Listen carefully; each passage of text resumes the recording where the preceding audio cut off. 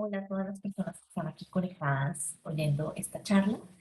Muchas gracias por estar acá y quiero agradecer muy especialmente a Georgina y a Gloria por su invitación a participar en esta mesa. Y también quiero aprovechar para agradecer al Instituto Cisneros en el Museo de Arte Moderno de Nueva York por haber financiado el trabajo de investigación que me permitió llegar a las conclusiones y propuestas que hoy vengo a hacerles acá.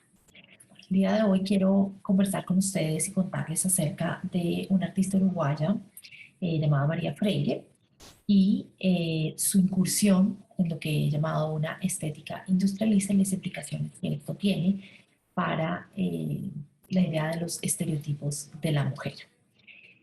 Voy a compartirles aquí mi presentación y arranco entonces. La charla se titula Combatiendo los estereotipos, la estética industrialista en el arte concreto de María Freire. Bueno, entre 1952 y 1955, la artista uruguaya María Freire, quien estamos viendo acá de joven, presentó al público en Montevideo sus esculturas abstractas realizadas con materiales y técnicas industriales. Las propuestas de Freire significaron una verdadera revolución en el arte uruguayo. Se trataba de las primeras obras en el más estricto lenguaje del concretismo y de la introducción de una estética industrialista inexplorada hasta el momento en Uruguay. Más aún, se trataba de la propuesta de una artista mujer que con sus obras desafiaba y rompía los estereotipos de la condición femenina en el país durante la segunda posguerra. Aunque la contribución de Freire al desarrollo de la abstracción geométrica en Uruguay es indudable, su nombre es virtualmente desconocida fuera de los círculos más especializados. De hecho, la contribución de mujeres artistas a la historia de la abstracción en América Latina ha sido en general ignorada. Con excepción de algunas figuras, notablemente las brasileñas Ligia Clark y Ligia Pape, la venezolana Gego y en menor medida la argentina Lidi Prati, las contribuciones de mujeres artistas a los desarrollos del arte abstracto geométrico en la región no han sido suficientemente estudiadas. El objetivo de esta charla es examinar en detalle la contribución de Freire a la historia de la abstracción geométrica en Uruguay y América Latina, analizando la adopción y transformación de los lenguajes del concretismo en sus obras producidas entre 1950 y 1957. Y el propósito aquí es doble. Me interesa, por un lado, recuperar el nombre y la figura de Freire para la historia del concretismo en el Cono Sur y señalar la importancia de incorporarla al canon existente. Pero al mismo tiempo, y siguiendo el proyecto de la historiadora del arte feminista Griselda Pollock, me interesa buscar los signos de la diferencia en el arte producido por una artista identificada como mujer.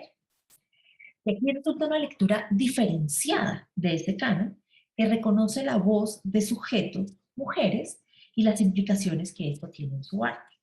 En este sentido, este trabajo reconoce y no intenta resolver lo que Christian Fredrickson llama, cito, el aparente conflicto entre la teoría feminista, en gran medida escéptico de los tratamientos monográficos y canónicos, y la necesidad que muchos historiadores sienten de proveer a las mujeres artistas de la visibilidad y el estatus que una monografía les confiere. Cierro comillas. Voy a empezar entonces analizando en detalle el concretismo de María Freire. En 1951, por invitación del artista uruguayo Rod Rothfuss, Freire asistió al primer encuentro de artistas no figurativos del Uruguay. Además de Rothfuss y Freire, participaron en este encuentro los artistas Guiscardo Améndola, Antonio Llorens, Óscar García Reino, Julio Verdier, Juan Ventañol y José Pedro Costigliolo, quien sería una figura especialmente significativa en la carrera artística de Freire como su esposo y compañero de trabajo. Después del encuentro inicial, el grupo de arte no figurativo se reunió en la Asociación Cristiana de Jóvenes en Montevideo en septiembre de 1952. Las composiciones pictóricas exhibidas se caracterizaron por la adopción de una estética concretista, como vemos aquí en algunas imágenes, que son planos de color sólido organizados en retículas y figuras geométricas estables. Freire participó con sus esculturas geométricas, aquí vemos dos de ellas, producidas con materiales industriales y con partes móviles. Esta primera muestra del grupo sacudió los círculos del arte montevideanos y al público uruguayo con sus propuestas radicales que se alejaban de todas las convenciones artísticas asociadas todavía al academicismo y a un arte de corte figurativo. Además, se alejaban de la aproximación abstracta de Torres García, que por ese entonces constituía la propuesta artística más radical y moderna. Las primeras exploraciones de Freire con la abstracción geométrica estuvieron marcadas por su contacto directo con Rothfuss y las ideas promulgadas por el Grupo Madí, que había sido creado en Buenos Aires en 1946. Esto se evidente en esta obra, Composición, en la que Freire experimenta con la noción de marco recortado. Y aquí vemos un ejemplo de la propuesta de Rothfuss de un marco recortado. Lo interesante de la obra de Freire es la interpretación libre que hace de este concepto. En vez de cortar el plano pictórico para ajustarlo a la composición, ella ensambla un marco en varillas encima del soporte. Este sigue el patrón de la composición, es decir, la forma de este marco sobrepuesto está determinada por los bordes de la composición interna de cuadrados. Aquí vemos la incorporación que hace Freire de los principios estéticos de la vanguardia argentina en su adhesión estricta a la composición geométrica, pero a la vez su transformación de ellos en su adopción libre del marco recortado. Esta solución peculiar del artista puede entenderse como una proyección de su práctica escultórica, a través de la cual cuestiona los límites entre pintura y escultura y propone un estatus alternativo para la obra de arte, más como artefacto o objeto. A pesar de estas incursiones en algunos de los principios de la estética Madí, Freire nunca perteneció a este grupo. Estos fueron experimentos aislados que pronto abandonó en favor de un estilo más clásico y equilibrado. En este último aspecto, su contacto con el arte concreto de los artistas europeos y brasileños fue fundamental. En la composición del 52, por ejemplo, Freire hace uso del recurso clásico del neoplasticismo, esto de la retícula. En general, la obra recuerda las composiciones de los artistas holandeses en la combinación de colores primarios con las líneas blancas y el fondo gris. Sin embargo, el cuadrilátero verde interrumpe la ortodoxia neoplasticista. Este le confiere un lirismo a la pintura que está ausente en las obras más ascéticas de Mondrian y Van Doesburg, y en este sentido se acerca más, por ejemplo, a la apropiación de los principios neoplasticistas de los artistas brasileños de Río de Janeiro. Y aquí, por ejemplo, la comparación con esta obra de Elijah Clark resulta ilustrativa y bien interesante. ABN, de otro lado, muestra a una artista más segura y consciente del lenguaje del concretismo y de los medios industriales. En esta obra, la apariencia mecánica e industrial es aún más evidente, tanto por la composición como por los materiales y técnicas usados, que en este caso es la piroxilina aplicada con soplete. La composición está dominada por la repetición de la figura del cuadrado. Tres cuadrados negros de diferentes tamaños flotan sobre un fondo azul y son repetidos por la silueta de tres cuadrados blancos de los mismos tamaños. En esta obra, Freire juega con las nociones de progresión y repetición de una figura geométrica que fueron claves en la obra concreta de Van Doesburg, como lo podemos ver acá, y también en la obra de los brasileños del grupo Ruptura, con quienes Freire tuvo contacto directo durante sus viajes a Sao Paulo entre 1953 y 1957. Sin embargo, como podemos ver, la aplicación de la uruguaya de estos principios geométricos de progresión no es tan rigurosa. En su obra los cuadrados flotan libremente por el plano pictórico sin seguir una regla precisa. Las obras más radicales e interesantes de Freire en esta época son, a mi juicio, sus esculturas en metal y acrílicos. Estas obras revelan el carácter industrial de la práctica del artista y su deseo de transgredir los límites de lo artístico, en un afán por expandir el concepto mismo de lo que es. Construcción en acrílico y construcción en acrílico y bronce, las dos de 1953, pueden verse como piezas de diseño y de la industria más que como obras de arte tradicionales. Aquí, una vez más, Freire desafía la categoría de estos objetos como arte, justamente al adoptar materiales y técnicas industriales.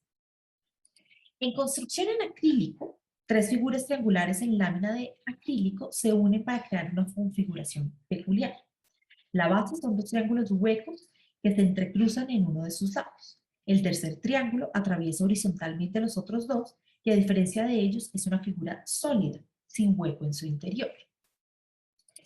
En construcción en acrílico y bronce hay una estructura más compleja dominada por las curvas.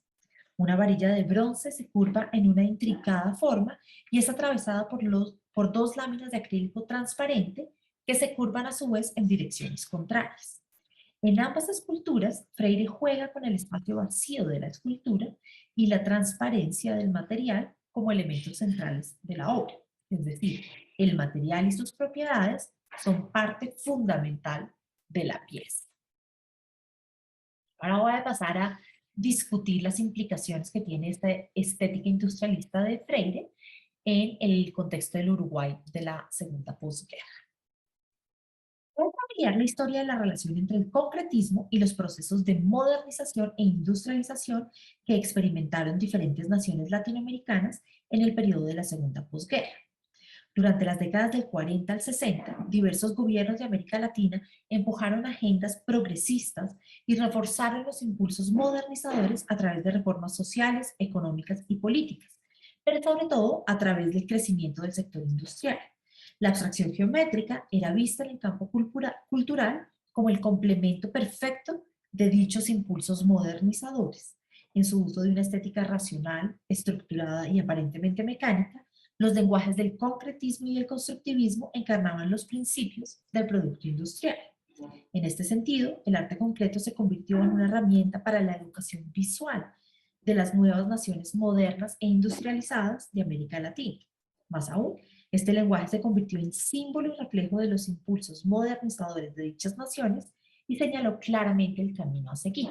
Y aquí les traigo algunos ejemplos del contexto, por ejemplo, brasileño, de la tal vez relación visual entre las obras de los concretistas y la arquitectura modernista de Niemeyer, el caso colombiano de este mural de Eduardo Ramírez Villamizar, instalado dentro de este edificio del primer rascacielos de Colombia, donde también vemos un acuerdo entre la modernización de las ciudades al lado de la adopción de la abstracción geométrica, y en este caso venezolano, un edificio del arquitecto Villanueva, junto con una fachada diseñada por el artista Alejandro Otero, donde nuevamente en estos tres ejemplos la abstracción geométrica se acopla perfectamente bien a estos impulsos modernizadores de las ciudades latinoamericanas en los 50.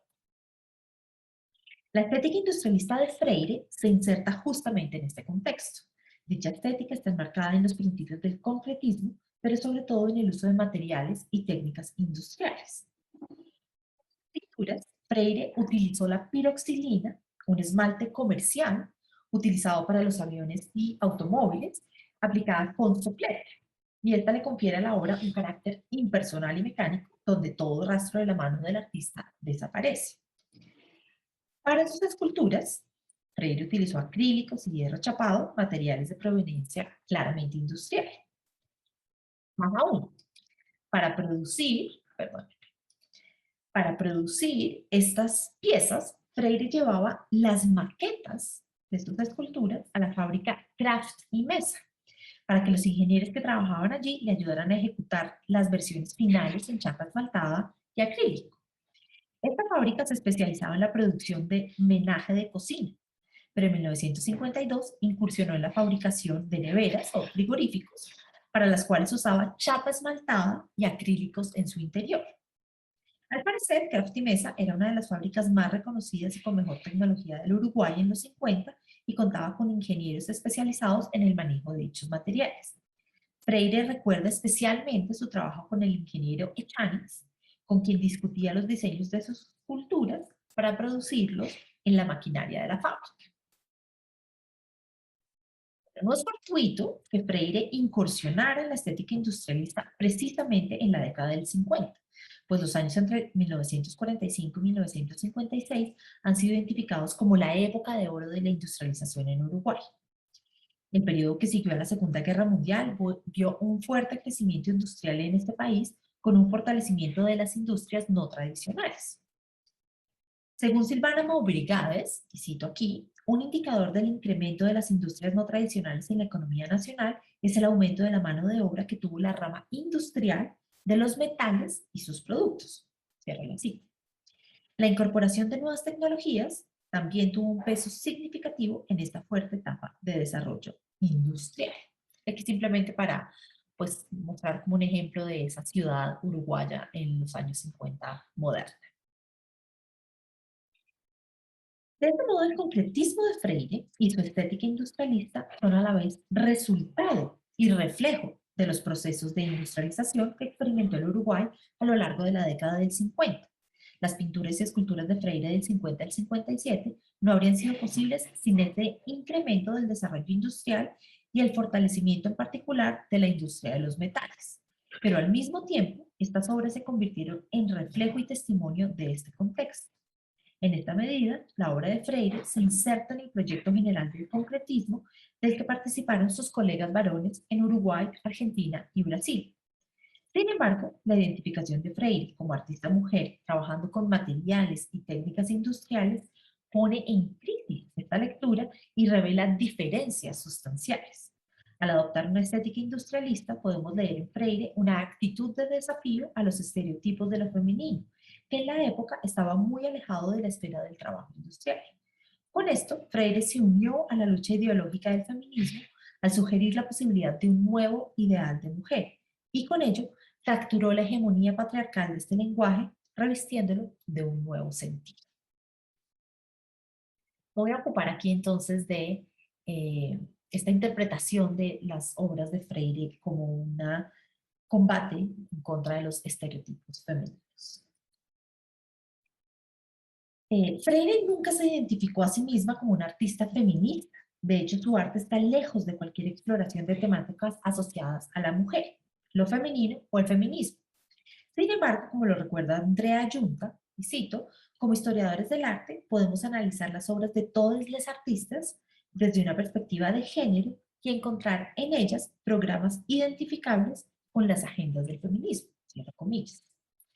Como lo ha señalado la misma Junta en relación a la obra de la artista argentina Lidi Prati, también una representante del concretismo del Cono Sur, al optar por la estética indiferenciada de la abstracción geométrica, Freire diseñó un caso de acción positivo, actuar desde el espacio donde se configuraba el poder con el lenguaje de sus pares varones. Está citando a Jung. Más aún, Freire decidió actuar desde los espacios mismos, donde se configuraba el poder simbólico y masculino de la modernidad. Esto es el espacio de la industria. Con esto, la obra de Freire adquiere un carácter y sentido dentro de las agendas feministas que buscan subvertir y cuestionar los estereotipos de lo femenino y del lugar de la mujer en la sociedad. Para la década del 50, las mujeres en Uruguay ya habían ganado un espacio en la vida política con su derecho al voto y a ser elegidas. De hecho, Uruguay fue uno de los primeros países que aprobó el voto femenino en la región, el cual fue decretado en 1932.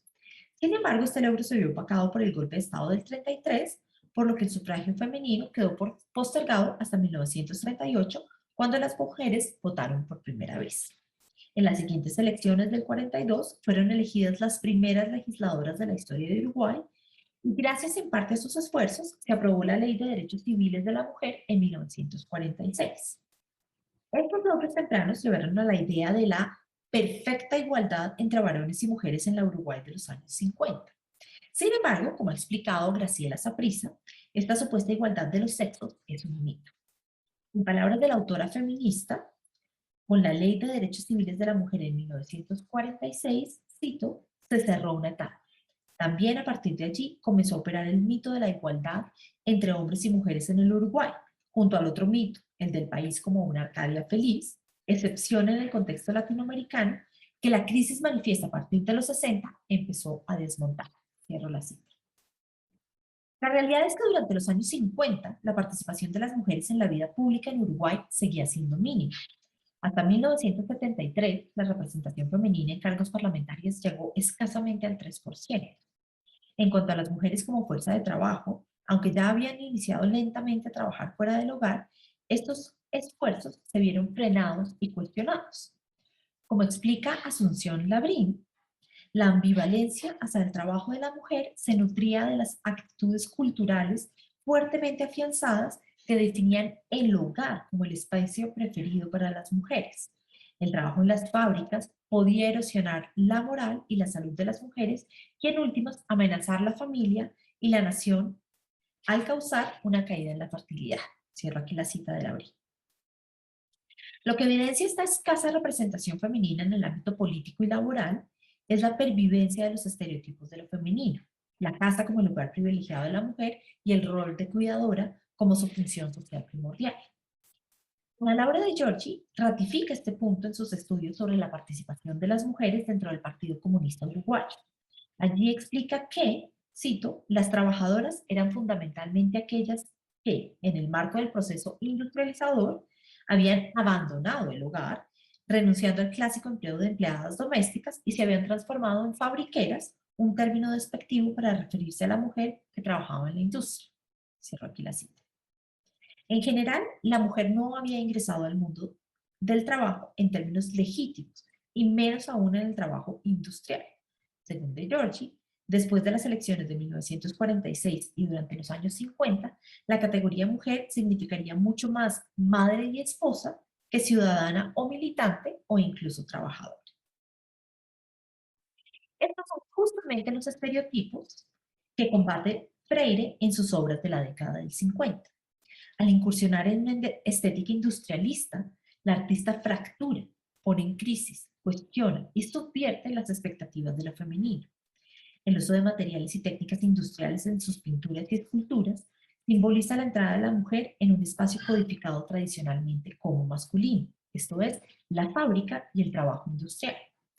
Más aún, en sus visitas a la fábrica Kraft y Mesa y su trabajo con ingenieros allí, Freire literalmente habita los espacios de la industria y desafía los roles tradicionalmente asociados con la mujer. Ella sale de su casa, pero no como una fabriquera, sino como una artista ingeniera que diseña sus obras como el ingeniero diseña sus productos industriales. En este sentido, la estética industrialista de Freire encarna los ideales de una nueva mujer. Una mujer que no se limita a los espacios de la casa, sino que transforma y expande los espacios que puede habitar.